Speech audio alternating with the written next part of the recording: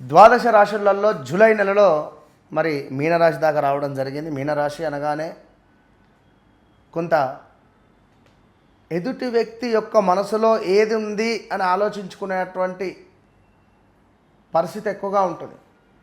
ఎక్కువగా మాట్లాడరు. ఎవరికైతే మీనరాశి వారికి, మీనలగ్నం వారికి చంద్రుడు కనుక ద్వితీయాటు ఉంటే చాలా వారితో మనం మాట్లాడలేము. అసలు వారి పనులు మొత్తం అసలు అంత డిఫరెంట్గా ఉంటాయి.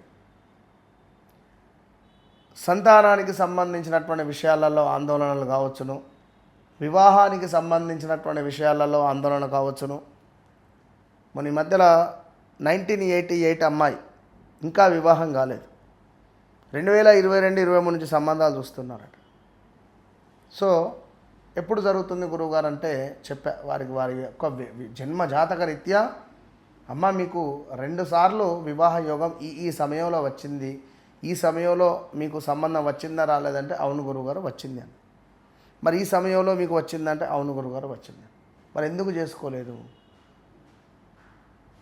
వారు ఒక పర్సనల్ విషయం చెప్పారు. ఓకే అమ్మ మీ ఇష్టం అని చెప్పినాం.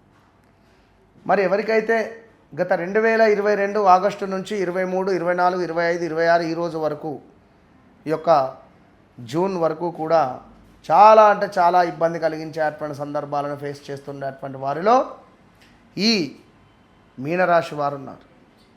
మరి మీనరాశి వారు మరి మీకు ఎప్పుడు బాగుంటుంది, మీకు ఏ సందర్భంలో మీకు మంచి శుభాలు కలుగుతాయి అంటే ఖచ్చితంగా ఒకటే విషయం చెప్తాను నేను. ఎవరైతే మీనరాశి వారు ఉన్నారో మీ వ్యక్తిగత జాతక రీత్యా కేతు దశ కానీ, గురువు దశ కానీ, శుక్రుని దశ కానీ ఉన్నారా ఒకసారి చెక్ చేసుకోండి. ఎందుకంటే వ్యాపారాలు పెట్టి లాస్ అయిన వాళ్ళు చాలామంది ఉన్నారు. చివరి నిమిషంలో కూడా మీ పనులు చెడిపోయినటువంటి దాఖలాలు చాలా చాలా చాలా ఉన్నాయి. ఇక సంతానము, విద్య, ప్రేమ వ్యవహారాలలో మంచి అనుకూలత ఉన్నది. పెట్టుబడులలో కొంత తెలివితేటలతో మీరు పెట్టుబడులు పెట్టి ముందుకు వెళ్ళేటువంటి ప్రయత్నం చేయడం ద్వారా మంచి ఫలితం ఉంటుంది. జీవితంలో అతి పెద్ద మార్పులు మీకు రాబోతున్నాయి.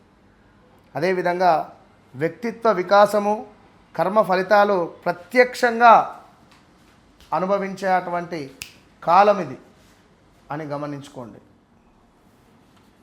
సో మరొకటి ఏమిటంటే కుటుంబ ఆస్తి వ్యవహారాలు ఏవైతే ఉన్నాయో, అన్నదమ్ములకు సంబంధించింది కానీ లేదా ఆస్తి వ్యవహారాలకు సంబంధించినటువంటి విషయాలన్నీ కూడా ముందుకు వెళ్ళేటువంటి పరిస్థితులు ఉన్నవి.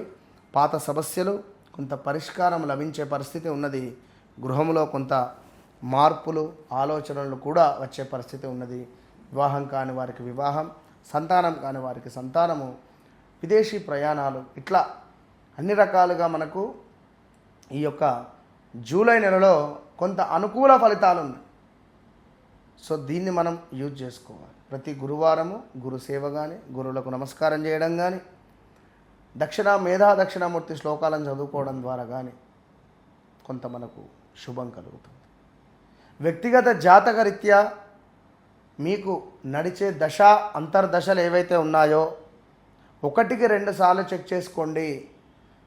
నేను మీకు మొట్టమొదటిసారి చూసారా లేదా రెండవసారి సెకండ్ ఒపీనియనే అనుకుంటారా, ఇక చివరిసారి గురువుగారితో మాట్లాడతాను లాస్ట్ అనుకుంటారా, మీ ఇష్టం. వన్స్ నన్ను కలవక ముందు, నన్ను కలిసిన తర్వాత, నాతో మాట్లాడక ముందు, నాతో మాట్లాడిన తర్వాత అనేటువంటిది మీ జీవితంలో ఖచ్చితంగా ఒక అద్భుతమైనటువంటి ఫలితం అయితే ఉంటుంది. All the best.